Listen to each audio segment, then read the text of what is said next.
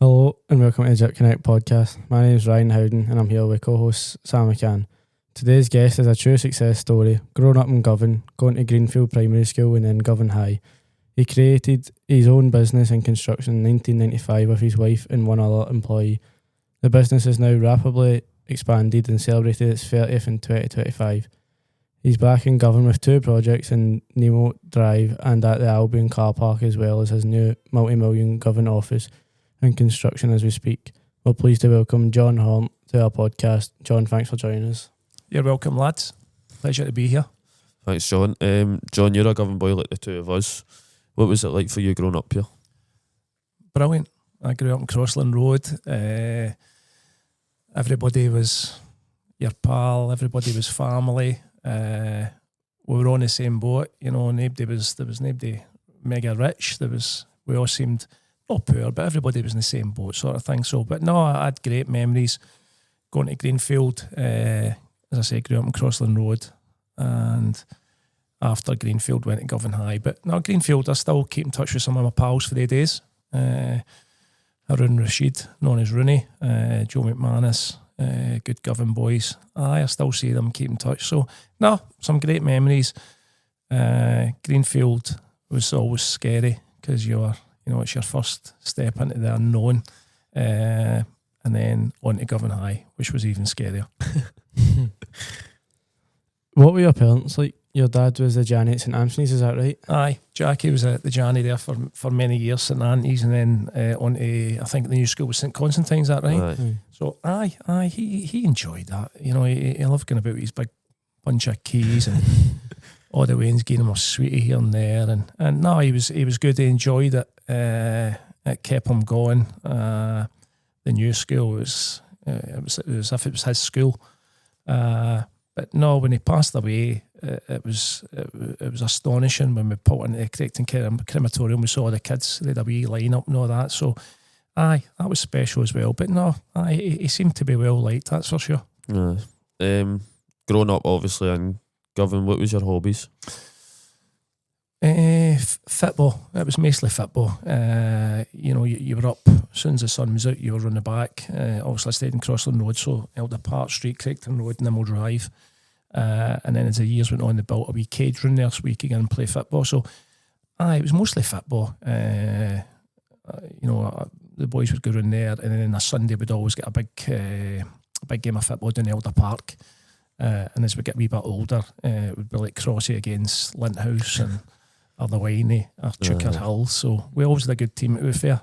So it was football, and that was always my dream. I always thought I could, I'd one day become a football player.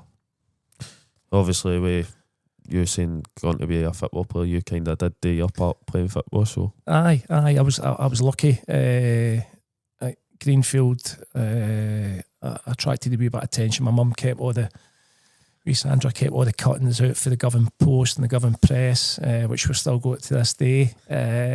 So I played with the local select teams and stuff like that, and then went to Govan High, and whilst at Govan High I signed with Hearts.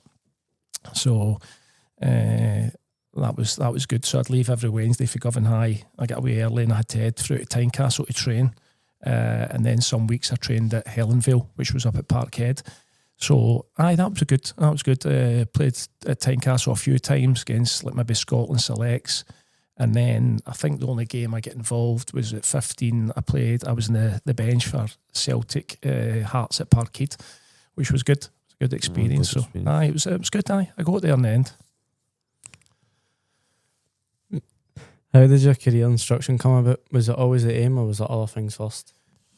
Well, the football, to be honest, was always the dream. I went full time with Clydebank, and it was a good time. I was 16, but I was in a YTS, so it was like 60 quid a week, and I kind of realised that the ambitions I had, I wanted probably not as bad as the youth of today, but I wanted things a bit quicker. And so I decided to give up full-time football, which was a big thing at the time, because I wanted that to get a career as well. So I went part-time, and I joined SGB into the scaffolding world, and that was just by chance. I didn't want to be a scaffolder. I didn't want to. It was just that was the first job that came up. So that started the journey. When GYIP scaffolding started, how proud were you to open your office in Govan? Aye, we started off in Govan. We started off up in Duke Street, to be honest with you. It was a big friend of mine, Andy Smiley, who is well documented, gave me his office to use for a couple of years, and then it's a part of his yard.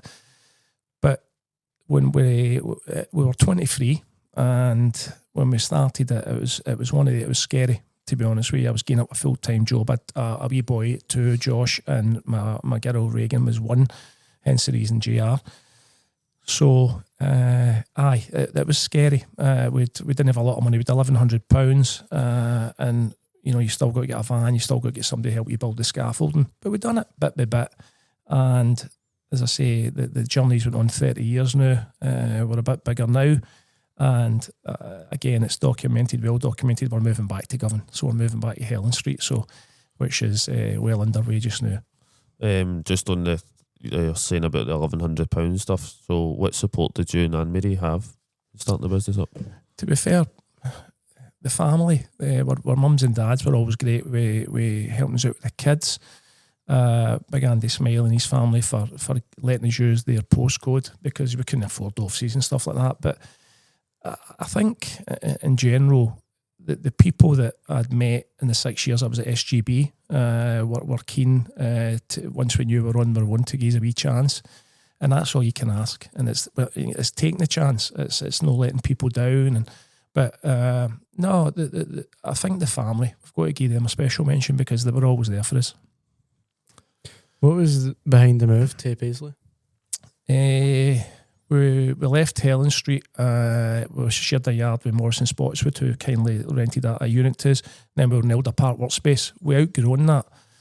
And to be honest with you, the only reason we went to Paisley was there was nowhere in Govan we could afford. At the time, Helen Street was fortunes, and still is. And other places in Govan were just too dear. So we there was a place come up in Paisley. We were at the Clydesdale Bank, and it was one of their clients that went bust. So we went to look at it, and we thought, we could make this work. So, that was 16 years we've been there, and it's done us proud. And even moving to then was scary. I always remember when we got the nod that we'd bought it, and I thought, oof, here we go. But we've outgrown that now as well. So, as I say, the move to Govern's, it's a big one now. It's a big one, and probably one of the proudest moments of our journey, because we're not only moving back to Govan, we're hopefully going to bring job opportunities back to Govan. For me, it'll be about getting into Govan High and the local schools and try to get some kids that are maybe looking for wee opportunities, Obviously, you're saying that you're proud to be back and getting back to Govan. You're back in Govan with the projects in Nemo Drive and also Albion Car Park. How excited are you? Aye, the Nimmo Drive one, my bedroom window for Crossloan Road looked onto it, and it was old. It was a factory. There was a family there for many years. So Elder Park Housing, we got in tow with them. We bought the property. We were in discussions with them. So there's 49 flats going up there. I was there just before we came on air. So it's looking great. It's looking brilliant to see Elder Park Street. I've got a lot of great memories. I used to practice my football up there on the Red Wall, and then the community centre was on the other side. The only kind of downside for me right now is looking at Greenfield. I just wish something could be done with it, because these beautiful flats are going to be looking onto it. But who knows? Maybe something's around the corner. Out with these Govan projects, what else are you guys doing that you're looking forward to? Well, the other Govan projects is the Albion Car Park, which again, for me, and there's no hiding the team I support. So it's funny. I remember Rangers used to train on the very place. I actually get caught dogging Govan High one day. I was up there watching them, and obviously somebody told my old man, so he kind of caught me up there. But that's a special one for me because it's going to be a legacy. The building itself is kind of 2 horseshoes, red brick to match the building, the stadium. Same sort of windows, so it's going to be great for the area. Absolutely brilliant for Ibrox, Govan and the surrounding areas. And that's where, is it Graham, the architect? The architect's on that. I don't know. I can't remember the architect on it, to be honest with you. It's for Nicholas. Wheatley. It's Wheatley, the Wheatley group that's going to own them. So it's 80 social housing, 80 affordable. So, but it'll be brilliant. It'll be absolutely brilliant for the area. How does it feel to reach 30 years as a successful business? Did you ever believe it would be this big? No, I didn't. If somebody told me 30 years ago that when Anne-Marie and I started, with a wee desk at the bottom of the bed, we were a wee fax machine and stuff like that. So I'd be building towers by day, and then I'd come in at night. We'd have the kids sorted, fed, washed. We'd get a quick bite to eat, and then we'd need to jump in the car and go look at jobs. We'd come back. I'd write up the quotation. Anne-Marie would type it up the next day and get it sent out by post. So listen, it's been a great journey. It's been brilliant, and for me, it couldn't fail. It couldn't fail because I'd gave up a full-time job and stuff like that. So I had to make it work. But what's more special is making it work and coming for here. To be honest with you, and I keep saying this, but sometimes you're judged by the postcode you come for, and some people are happy with you, and some people just don't like others doing all right. But I just think it's great, and that's why coming back to Govan's a very proud moment for us, and hopefully we can get the next, Anne-Marie and Johnny around the corner that can maybe go in and do their thing, So no, 30 years, no, I would never thought we'd go here. Every company has a social conscience. What do you guys plan to do for your community in terms of giving back? Well, we're speaking to, we do, obviously, when we do these projects, we've got to give a bit back to the community anyway. So I just, before we come on air, I got an email there just as well. We're going to run the hoarding at Nimmo Drive, at the Albion. We're going to do an advertisement around that, so companies can advertise and they'll pay X amount per year, and the money will go to local schools and local charities and stuff like that. So I'm excited about that one because it's nice to give you a bit back. It was just done a bit for St Constantine's Chapel Hall, so there's a few people having a wee bit of fun about that. Wee George down there, great wee guy, great Govan guy.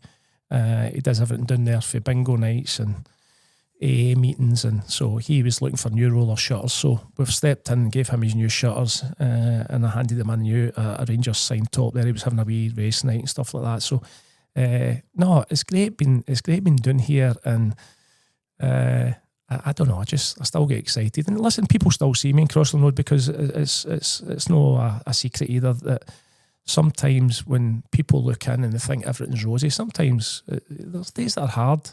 And you'll find me sitting in Crossloan Road in my motor outside my old close, and it's just sometimes reminiscing when I was a wee guy and with my mum and dad, who I lost them 5-6 years ago. So there's days where I still love coming down and sitting, and just watching people go by, and people that I recognise that are older now, and you think, geez, I was at school with them and stuff like that, But no, it's all good. What is your vision for the GYIP Group's work in Govan for the next 5 to 10 years? Well, hopefully we'll be in the new yard by Christmas, and hopefully we can then look at the apprenticeship scheme. We'll get hopefully young guys and lassies through the door. That's for starters. And then I think once we find our feet, we'll just start looking at local charities and see ones that we can work closer with. That'll be the aim. As I say, we'll try and give back what we can. How more difficult do you think it is nowadays for people starting up businesses, and what can be done to support people? I take my hat off to MD that starts nowadays. I think it's certainly a lot harder with social media and the pressures that young people put on themselves. We see it firsthand in the construction world because suicides alone. We do a wee bit with Men Matter over in Drumchapel, and it's a killer. It's a serious killer of young men, and I think a lot is down to social media. Kids putting pressure on themselves, trying to get too big too quick. So I would always advise that start slowly and just build it up from there. But I think there's a lot of pressure on young ones nowadays. I really do. But listen, it can be done. There's no two ways about it. It can be done. On your apprenticeship scheme that you're looking to think with, do you think getting into a trade's a good thing for young people nowadays? Yes, absolutely. I just, as we spoke earlier, I've spoke to kids at school, and some kids' school just isn't for them. It's not for them. Listen, I left Govan High with no qualifications. Done very well in third year, fourth year, kind of messed about because I knew the full-time football thing. I thought, it's fine, I'm going to do this, I'm going to do that. And you're young and you're daft. But school no being for kids it's not the end of the world. But I would always encourage them to come out and maybe get a wee chance of doing something for 6 weeks. We've took some kids on recently, and scaffolding was just no for them. You know, one in particular, just he was scared of heights. So, but again, if you bring them in, there's no use jumping into a job and then finding out 6 weeks later it doesn't suit you. Better so, off trying it. Aye, try them out. So, but I know there's lots of companies out there who do similar. But as I say, I just think we've got to try our best to give kids an opportunity. I just think sometimes we don't spend the time listening to what they want. But there's a lot of wee golden nuggets out there for sure. Definitely, there's a lot of boys and lassies. But as I say, we've had a boy recently, last couple of years there for Govan, and he's absolutely flying. So, which is good. There's nothing better. Well, it's for Govan or anywhere, but I'm a wee bit. I was about to say it's more that obviously that you came for Govan to see somebody for Govan doing well. Absolutely. Listen, you don't need to be for G51, but for me, I would much prefer it if I can look back and say we've gave somebody a chance for Govan, you know. So, as I say, once we're back in the yard, back in Helen Street, hopefully that will happen. Lastly, John, obviously you were pivotal in the opening of Edmondson House. How much will it mean to you be part of the Govan Fair Cup draw and presentation in the venue? Aye, it's mental, yes. So obviously Edmondson House has opened up. Got the Rangers Museum in there, and myself and 11 others were fortunate enough to be able to give a helping hand in funding some of that. So that was a very proud moment for me, you know, and somewhere that my grandkids can and my own kids can go and see our name on the wall, and we've got a bench outside. And so to be asked to go and do something for the Govan Fair is mental, because obviously I grew up the Govan Fair. My family we all still come down in the first Friday in June, and it's the first Friday. We still come down and we watch the floats going round, and the wee football teams, the Park Villas and all these kind of the Perry Parks and all these teams. So to be asked to do something with them is it's Did you play in it? Would you have played in it? No, I never played in it. No. I think, I don't know if the schools back in the day would maybe the secondary schools did play in it. Aye. So Govan High did have a team for a while, and we weren't bad, but no. So I'm looking forward to it, actually. I'm looking forward to it. I have to think it. You know, just when they asked me, I thought, what? You know, me, why me? But anyway, I'm happy to do it. Well, John, thank you very much for your time. No problem, lads. It's been a pleasure meeting you. Thank you very much.